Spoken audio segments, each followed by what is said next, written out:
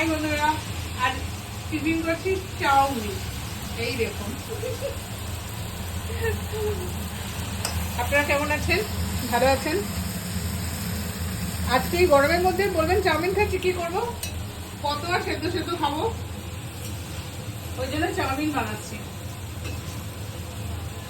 আর আপনাদের একটা কথা বলি, আমার চ্যানেলটা যদি ভালো লেগে থাকে তাহলে সাবস্ক্রাইব করবেন, লাইক করবেন, শেয়ার করবেন।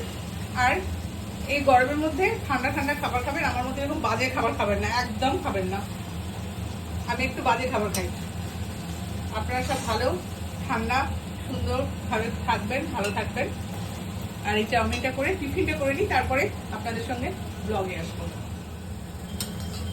আর এই গরমের মধ্যে আপনারা ভালোভাবে থাকবেন, বারবার বলছি, কারণ সাবধানে থাকবেন। আমি চাউমিনটা করে নিই।